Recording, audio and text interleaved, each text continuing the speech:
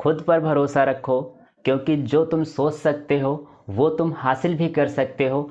आज की मेहनत कल की जीत होगी। स्वागत है आपका अपने यूट्यूब चैनल मैथ डॉज में। मैं सिद्धार्थ वर्मा। आज की वीडियो में देखेंगे जो हमारा 2023 का पहला सेट चल रहा था उसके हमने 2 सेक्शन देखे थे। तीसरा सेक्शन आज देखेंगे, ठीक है, जो हमारा अंक 6 के जितने सवाल 6 अंक के आते हैं वो 2023 के पहले सेट के सारे सवाल देखेंगे। और आने वाली वीडियो जो हमारी होंगी वो एक सेट को हम 2 वीडियो में कंप्लीट करेंगे, ठीक है। आज का जो पहला सवाल है क्वेश्चन नंबर 3, देखते हैं क्या कहता है। देखिए क्वेश्चन कहता है, 2 घनों जिनमें से प्रत्येक का आयतन 64 सेंटीमीटर क्यूब है के संलग्न फलकों को मिलाकर एक ठोस बनाया जाता है। प्राप्त घनाभ का पृष्ठीय क्षेत्रफल ज्ञात कीजिए। तो देखिए क्या कहता है, घन। तो घन कैसे बनता है, घन को बना लेते हैं, ठीक है। 2 घन कहता है, एक घन ये हो गया, दूसरा घन,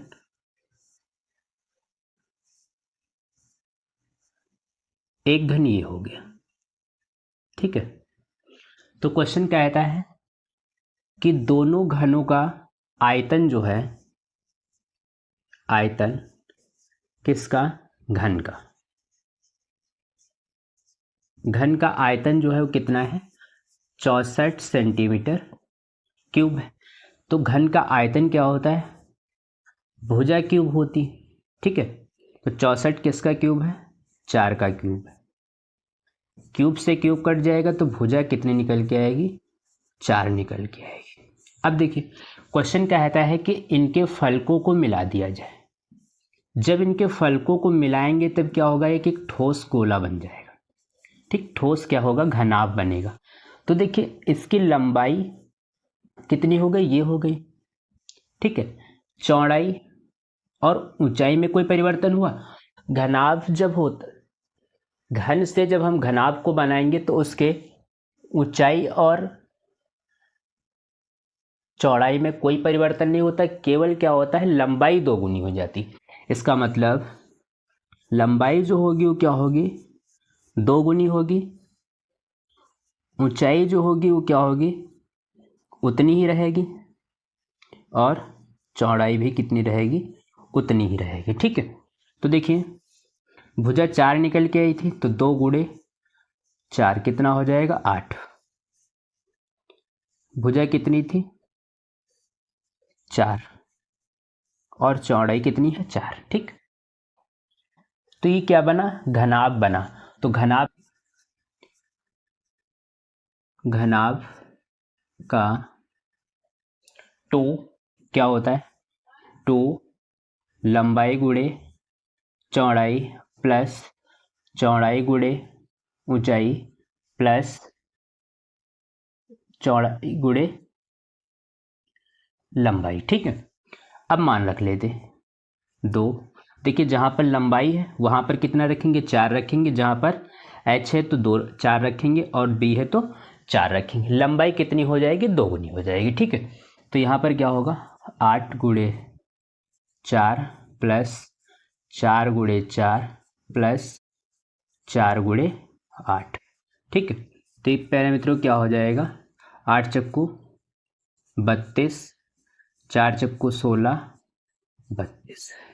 इनको हम काउंट कर लेते, 2 6 8, 8 2 10, हंसी लगाए, 3 1 4, 3 7 और 1 8। ब्रैकेट हटेगा तो गुणे का निशान आएगा,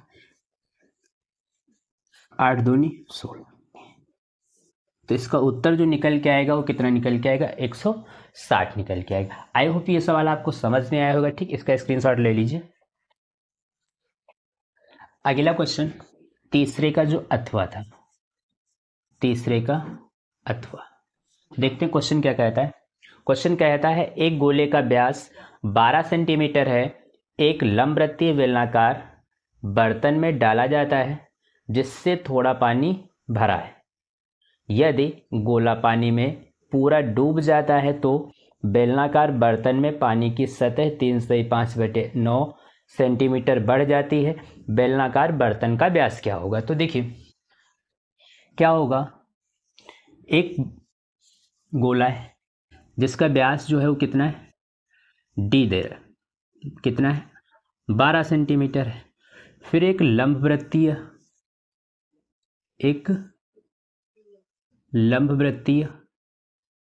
बेलन,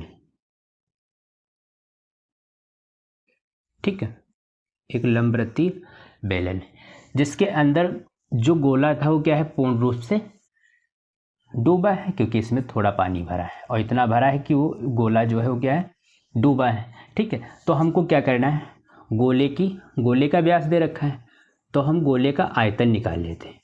गोले का व्यास दे रखा है, ठीक है, व्यास कितना दे रखा है, व्यास मतलब डी कितना दे रखा है, 12 सेंटीमीटर। तो जब व्यास दे रखा है तो यहाँ से हम त्रिज्या आसानी से निकाल लेंगे। त्रिज्या क्या निकल के आई, व्यास इसकी आधी होती है तो 6 सेंटीमीटर हो गई। ठीक है, तो गोले का आयतन निकाल लेते हैं। ठीक है, गोले का आयतन का सूत्र जो होता है वो क्या होता है, 4/3 पाई आर क्यूब। क्या होता है, 4/3 पाई आर क्यूब होता है।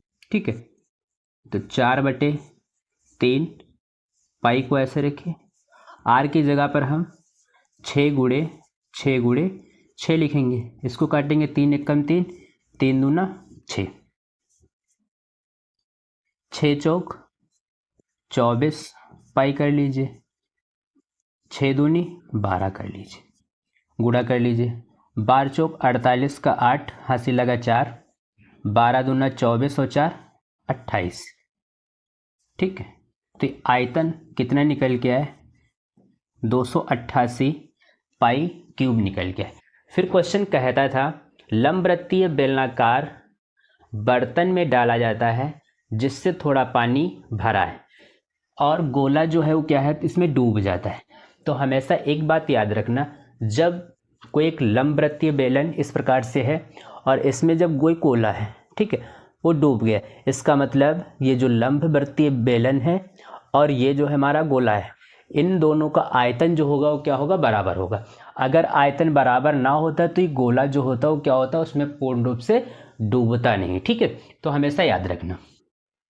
फिर कहता है, और जब इस गोले में, जब लंबवृत्तीय बेलन में जब ये गोला डाला जाता है तो इसमें जो पानी की सतह जो है ऊपर की ओर भागती है वो कितनी दे रखी है, बेलनाकार की सतह मतलब ऊंचाई कितनी दे रखी है, 3 सही 5/9। इसको हल करेंगे तो कितना आएगा, 9 त्रिक 27 में 5 जोड़ेंगे तो कितना हो जाएगा, 32/9 हो जाएगा। ठीक है, तो इसकी त्रिज्या क्या होगी,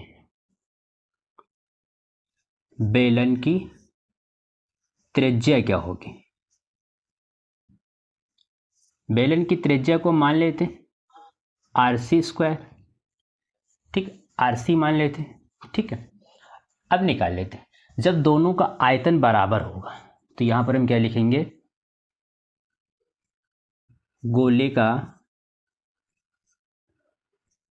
आयतन बराबर बेलन के बर्तन का आयतन,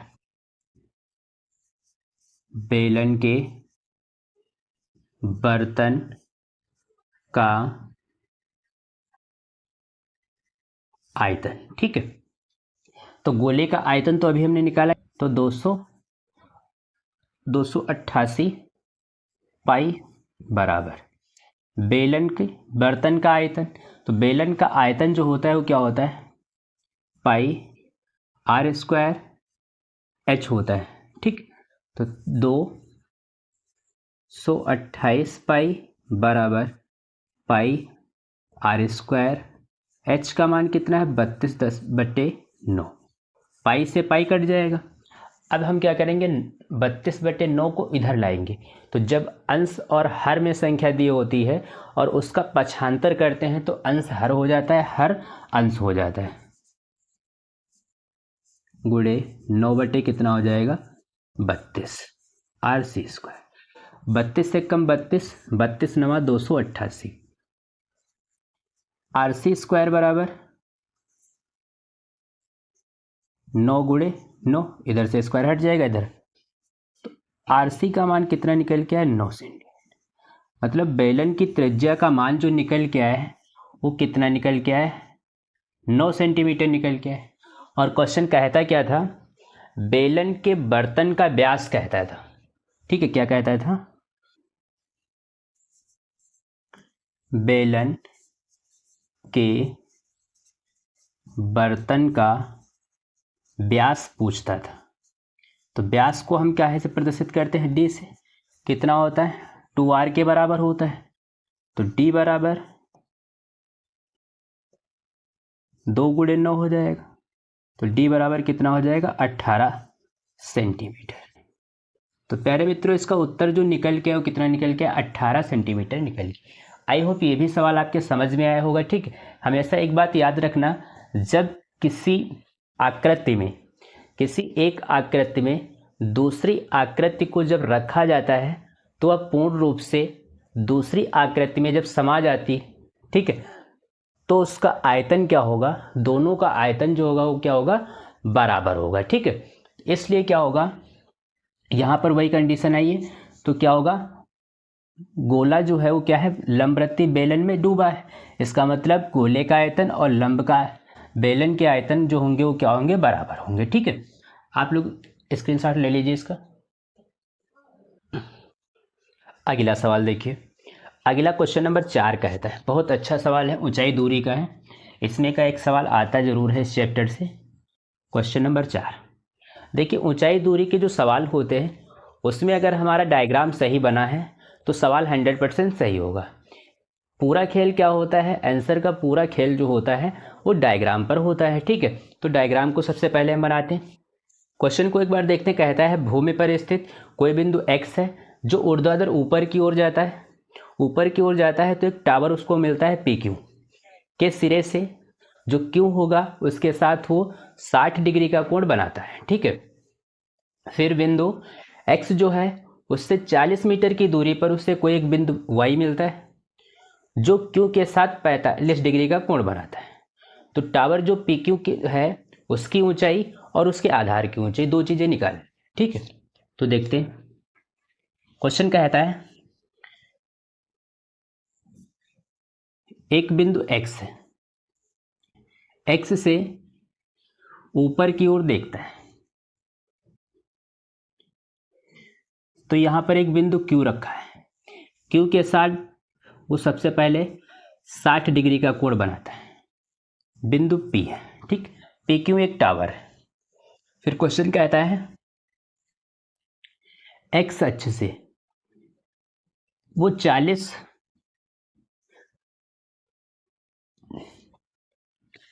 मीटर चलता है।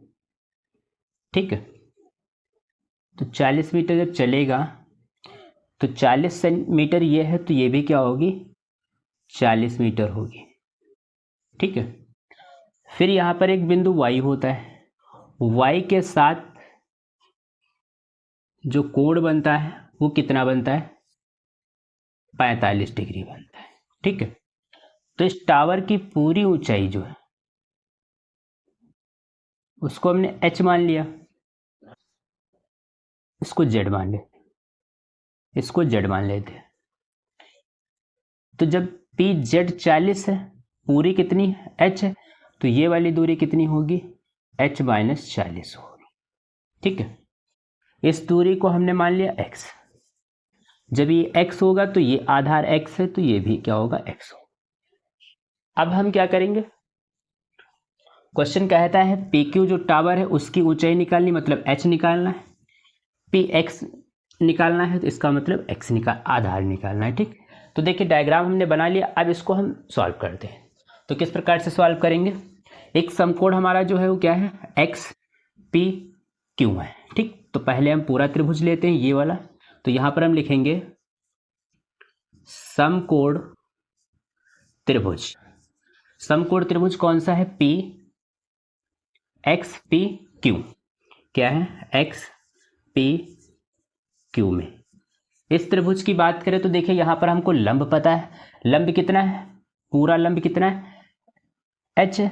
और आधार पता है। तो ऐसा कौन सा अनुपात है जिसमें लंब और आधार पता होता है? वो कौन सा अनुपात होता है? 10 होता है।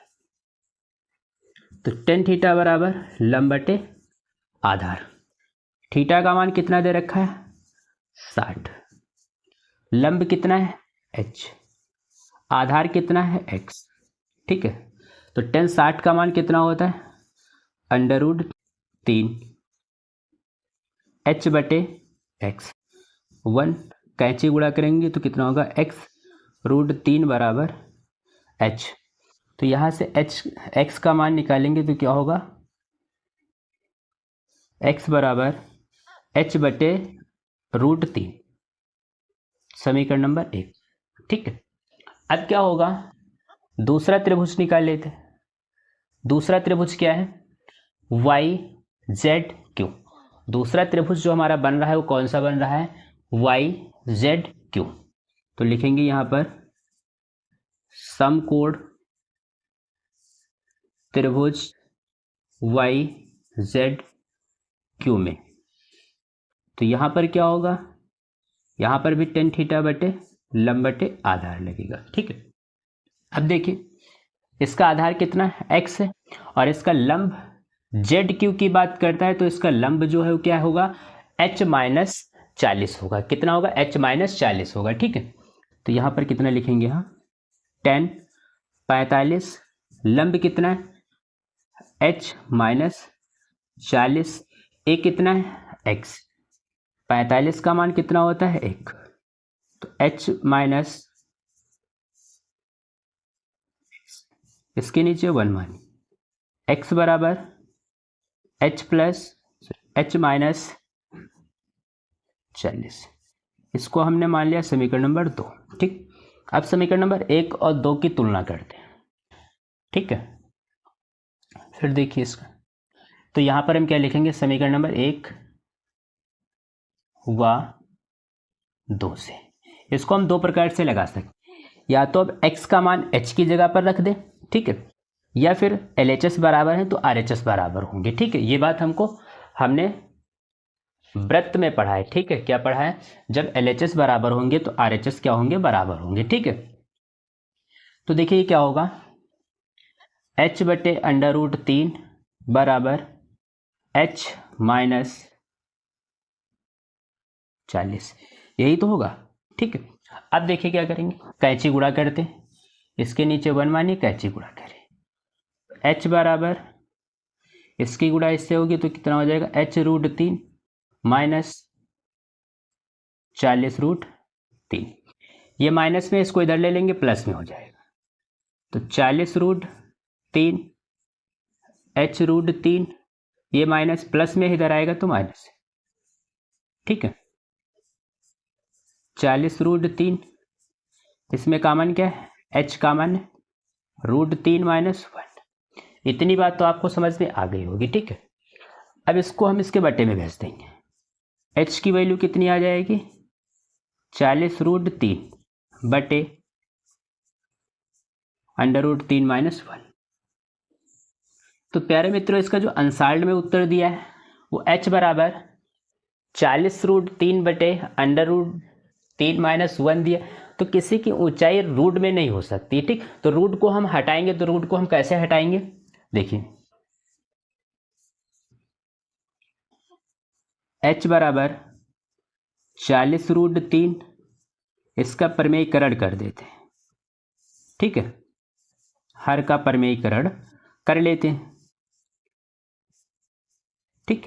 देखिए 40, इसकी गुणा अंदर करेंगे तो कितना हो जाएगा? 3, प्लस इसकी गुणा करेंगे तो √3 हो जाएगा, बटे √3 और √3 की गुणा करेंगे तो कितना हो जाएगा? 3 हो जाएगा। और 1 की गुणा 1 से करेंगे तो 1 ही रहेगा। तो 3 से 1 जाएगा तो कितना बचेगा? 2। ये बच्चा 20, h बराबर 20, 3 √3 का मान 1.73। ठीक है, फिर देखिए इधर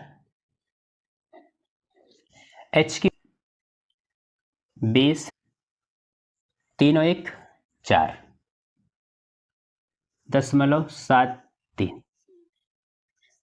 गुणा कर दीजिए। 20 3 60 का 0 हासिल लगा 6, 20 7 140, 140 में 6 जोड़ेंगे तो कितना हो जाएगा 146, 146 का 6 हासिल लगा 14, 20 चक्कू 80, 80 में 14 जोड़ेंगे तो कितना हो जाएगा 94। दो बात पॉइंट है तो दो बात पॉइंट लगा दीजिए। प्यारे मित्रों, इसकी h की वैल्यू फाइनल निकल के 94.60 निकल के आई। अब हम क्या करेंगे, ये h का मान क्या होगा समीकरण नंबर 2 में रख देते हैं। h का मान समीकरण नंबर 2 में, तब क्या होगा x बराबर h माइनस 40, x बराबर h की जगह पर 94.60 माइनस 40, 94 से 40 जाएगा तो कितना बचेगा 54.60। तो x की वैल्यू कितनी आई 54.60। तो टावर जो था, तो टावर की ऊंचाई जो निकल के आई वो कितनी है 94.60, और इसके आधार की लंबाई जो निकल के कितनी निकल के आई 54.60। ठीक, आई होप ये भी सवाल आपके समझ में आया होगा, स्क्रीनशॉट ले लीजिए। इसके अथवा का सवाल देखते हैं। क्वेश्चन कहता है, इसके अथवा में सवाल दिया है, वो भी ऊंचाई दूरी का है। अथवा में जो सवाल आते हैं लगभग जो होते हैं वो क्या होते हैं, एक ही चैप्टर से जो अथवा में सवाल आता है ऊंचाई दूरी का, तो दोनों क्या होते हैं एक ही चैप्टर के होते हैं। ठीक है, केवल उनका लेवल बदला होता है। कहता है एक नाव से जो एक पुल की ओर जा रही है, ठीक है, किसी क्षण पुल का उन्नयन कोण 30 देखा गया, फिर 4 मिनट चला गया, उसके बाद पुल का उन्नयन कोण 60 हो गया। नाव को पुल की तक जाने में कितना समय लगेगा। ठीक है, तो देखिए क्वेश्चन कहता है कोई एक ये नदी है, नदी की एक किनारे ऊपर जो है पुल है, ये जो कोण है तो सबसे पहले यहां पर कितना देखा गया है 30 डिग्री देखा गया है। ठीक है, बिंदु ए से 4 मिनट चला गया, कितना 4 मिनट, तो बिंदु बी मिल गया। ठीक है, फिर बिंदु बी से हमको जो हमने कोण देखा वो कितना देखा 60 देखा, फिर बिंदु सी मिल गया, बिंदु डी। तो ये दूरी जो है वो हमको निकालना है, इसको मान लिया x, और ये ऊंचाई जो होगी वो क्या होगी h होगी। चित्र समझ में आ गया। देखिए डायग्राम बन गया तो उत्तर आ जाएगा आराम से। ठीक है, फिर क्या होगा, अगर हम बात करें AC भुजा कितनी होगी, तो AC भुजा दो टुकड़ों से मिलकर बनी, A और B, AB और BC से मिलकर के बनी। तो AC बराबर BA का मान कितना है 4, BC का मान कितना है x, तो AC भुजा जो है वो क्या है 4 + x। इतनी बात हो गई। अब दो त्रिभुज है, दोनों त्रिभुजों को अलग अलग निकाल लेते हैं। तो देखिए समकोण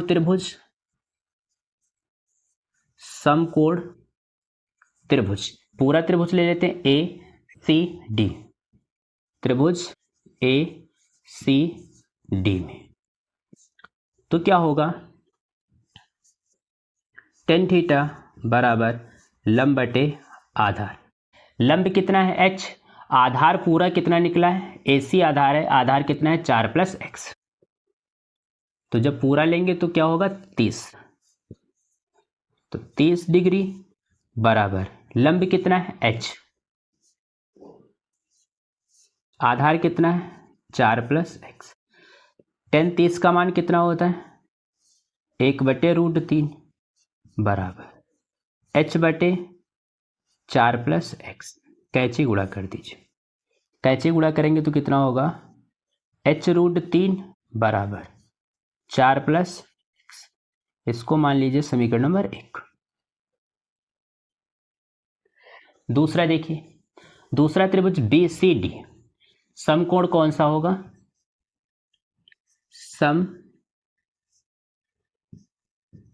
समकोण त्रिभुज BCD में।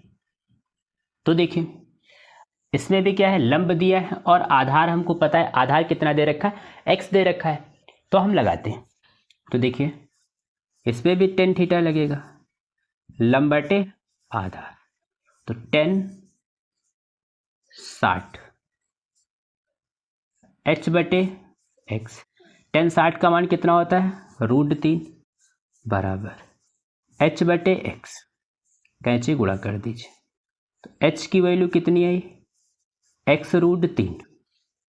अब ये h का मान कहाँ पर रख देंगे, यहाँ पर रख देंगे। तो हम लिखेंगे, इसको मान लीजिए समीकरण नंबर 1। समीकरण नंबर 1 से h का मान समीकरण नंबर 1 2 से रखेंगे, ठीक है। ये 2 नंबर रख दीजिए। h की जगह पर क्या लिखेंगे हम, x√3। तो देखिए x√3, ये h की जगह पर लिखा है, √3 h के साथ पहले से था, तो हम क्या करेंगे, गुणा कर देंगे, ठीक है। प्लस कितना है, 4 प्लस x, √3 की गुणा 3x बराबर 4 प्लस x को इधर ले लीजिए तो माइनस में हो जाएगा, 3 से 1 जाएगा, 2x बराबर 4, 4 1 कम 4, 4 2 1 कम 2, 2 दूनी 4, x बराबर 2। देखिए प्यारे मित्रों x का मान कितना निकल के 2। इसका मतलब क्या है, बिंदु B से बिंदु C तक हम चलेंगे तो कितना, 2 मिनट चलेंगे, तब हमको 60 डिग्री कोण देखने को मिलेगा। देखिए सवाल घुमा के देते, ठीक है।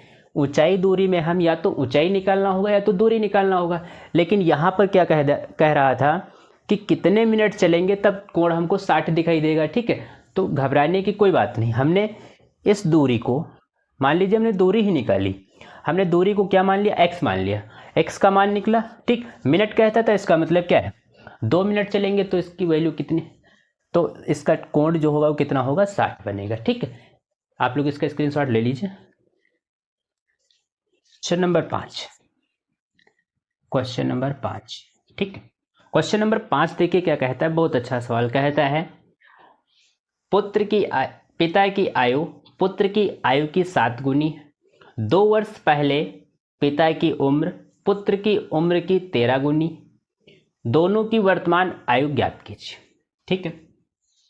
देखिए इस प्रकार के सवालों को हम कैसे लगाएंगे, हम मानेंगे, माना पुत्र की वर्तमान आयु कितनी है, x वर्ष। तो प्यारे मित्रों पिता की आयु कितनी होगी, पिता की वर्तमान आयु कितनी होगी, क्वेश्चन कहता है 7 गुनी, इसका मतलब पुत्र की आयु से 7 गुनी है, तो उस पुत्र की आयु में 7 से गुणा कर देंगे। तो पुत्र की आयु x थी, तो पिता की आयु कितनी हो जाएगी, 7x। प्रश्नानुसार, प्रश्न फिर कहता है, प्रश्नानुसार प्रश्न कहता है 2 वर्ष बाद की बात है, 2 वर्ष पहले, बात समझना। देखिए अगर 2 वर्ष 3 वर्ष 4 वर्ष 5 वर्ष पहले कहता है तो हम क्या होगा, वर्तमान से इसको माइनस करेंगे, पश्चात कहेगा तो हम माइनस करेंगे, बाद कहेगा तो हम क्या करेंगे, प्लस करेंगे, ठीक है। हमको याद रखना है, अगर पश्चात और पहले की बात आती है तो वर्तमान से हम इसको माइनस करेंगे जितना कह रहा होगा, और बाद कह रहा होगा तो वर्तमान में क्या होगा उतना जोड़ेंगे, ठीक। तो 2 वर्ष पहले पुत्र की आयु कितनी थी, तो हम लिखेंगे 2 वर्ष पहले पुत्र की आयु, पुत्र की आयु कितनी, x पहले थे, पहले का है तो घटा देंगे, तो x माइनस 2 वर्ष हो जाएगी। तो पिता की आयु कितनी होगी, तो पिता की आयु कितनी होगी 7x माइनस 2 वर्ष, यही तो होगा। वर्तमान से हमको घटाना है, तो वर्तमान में कितना था 7x था, 2 वर्ष पहले तो 2 घटा देंगे। फिर क्वेश्चन कहता है कि पिता की उम्र, पिता की उम्र पुत्र की उम्र की 13 गुनी, इसका मतलब x माइनस 2 13 गुनी है, तो इसको हम 13 से गुणा कर दें। x की वैल्यू निकालिए, 13x माइनस इसकी गुणा करेंगे तो कितना होगा 26 होगा। 13 को इधर ले लेते हैं तो इधर प्लस में, इधर आएगा तो माइनस में।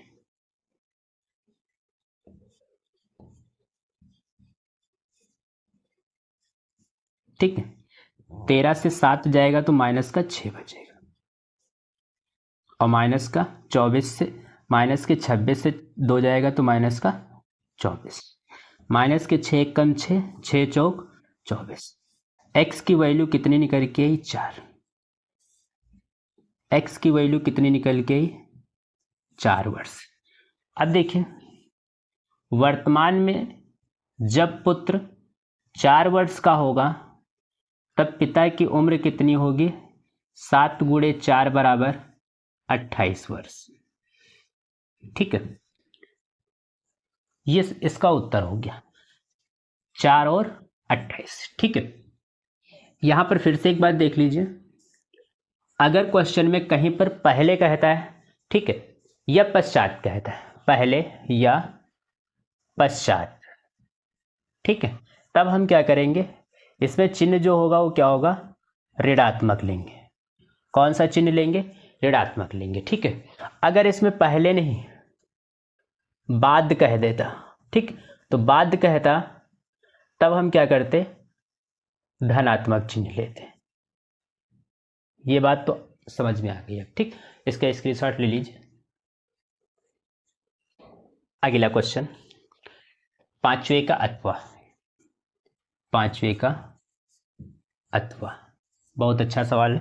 क्वेश्चन कहता है कि निम्नलिखित समीकरण युग्म को रैखिक समीकरण युग्म के बदलकर हल कीजिए। इसका मतलब सवाल दे रखा है 10/x plus y plus 2/x minus y बराबर 4, कमा दूसरा समीकरण है 15/x plus y minus 5/x minus y बराबर 2।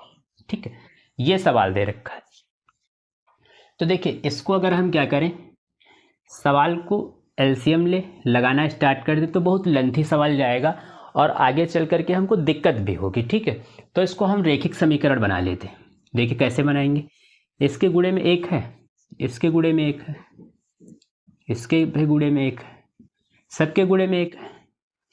देखिए 1/x plus 1/x plus Y को हम p मान लेते हैं। यहाँ पर भी क्या है, 1/x प्लस वाई है, काम चल गया। फिर देखिए 1/x माइनस वाई बराबर क्यों मान लेते हैं, यहाँ पर भी क्या है 1/x माइनस वाई है। ठीक है, तो 1/x प्लस वाई की जगह पर हम कितना लिखेंगे p, तो कितना हो जाएगा 10p plus 1/x minus Y की जगह पर क्या लिखेंगे q, तो कितना हो जाएगा 2q बराबर 4।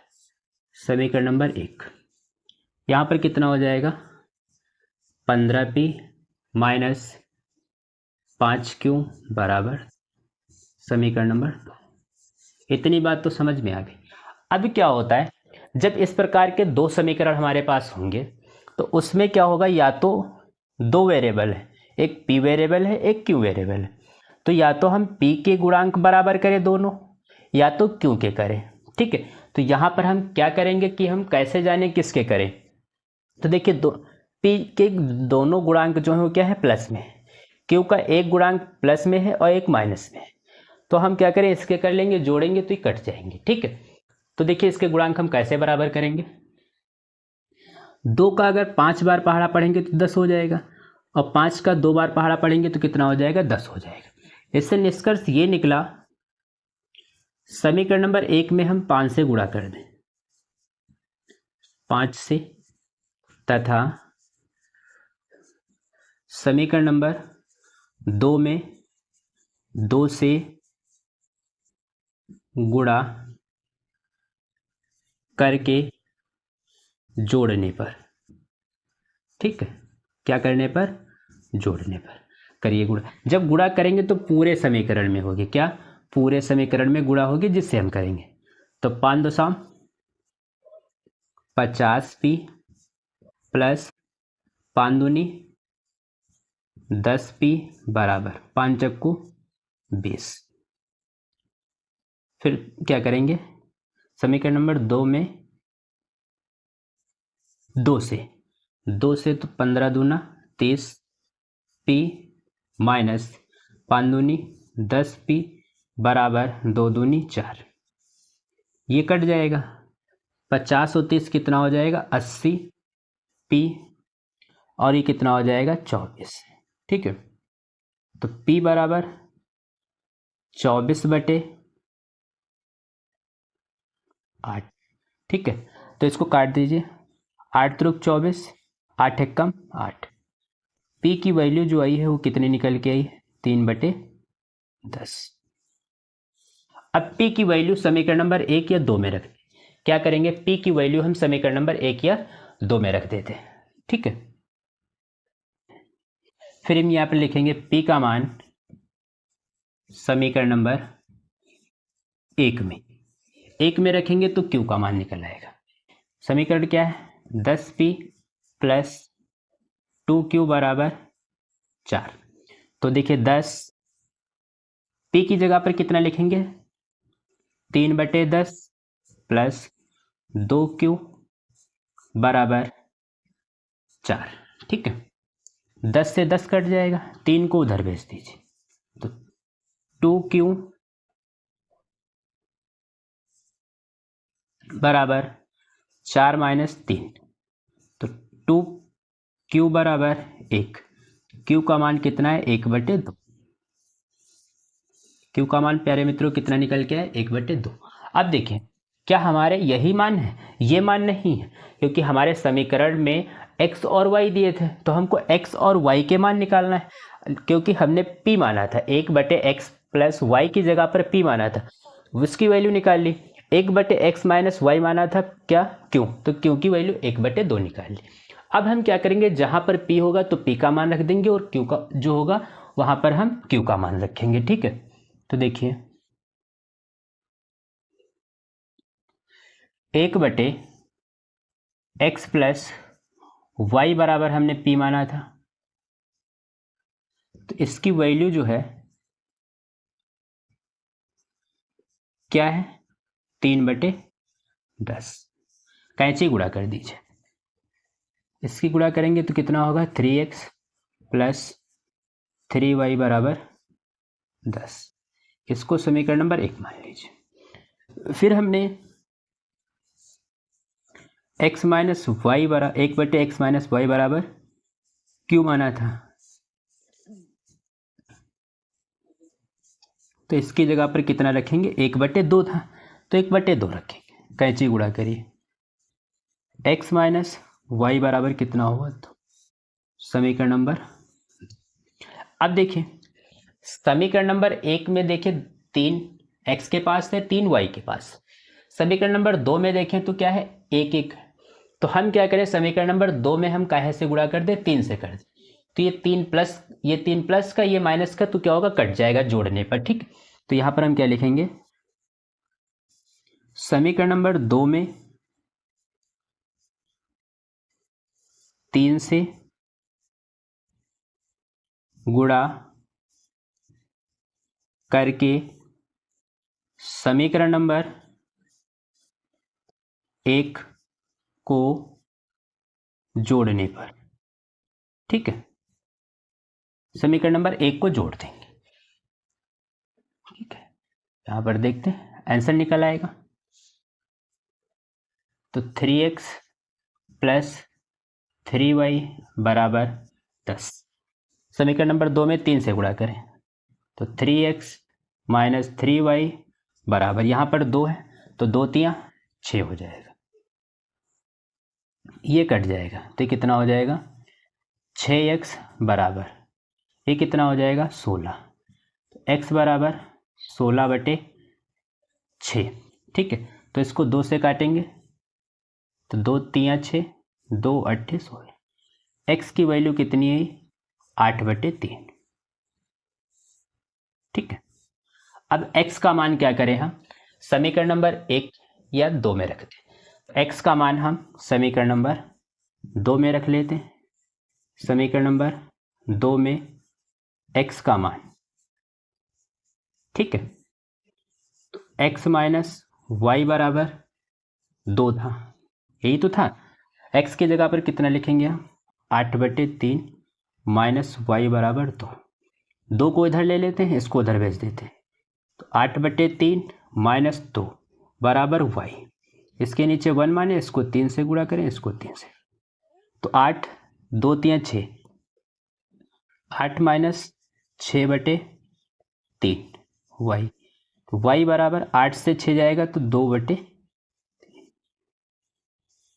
तो प्यारे मित्रों इसका जो उत्तर निकल के आया है, तो देखिए इस 1/x प्लस पी की 1/x प्लस वाई की जगह पर p माना था, माइनस वाले की जगह पर q माना था, मान निकाल लिए।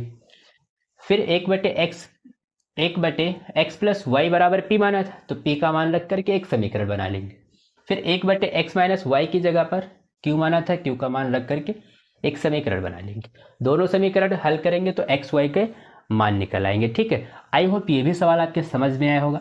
आज के वीडियो का ये अंतिम सवाल था ये हमारा, और इस वीडियो के साथ अगर आपने इससे पहले के 2 वीडियो नहीं देखे तो उनको अवश्य देखें, ताकि ये होगा कि ये तीनों वीडियो मिला करके 2023 का पहला सेट कंप्लीट होगा।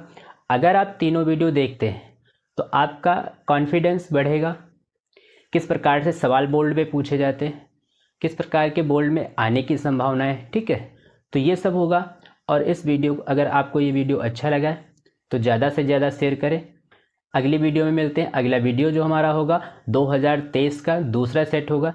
तब तक वीडियो को देखते रहिए, ज़्यादा से ज़्यादा शेयर करें। अगले वीडियो में मिलते हैं। Thank you.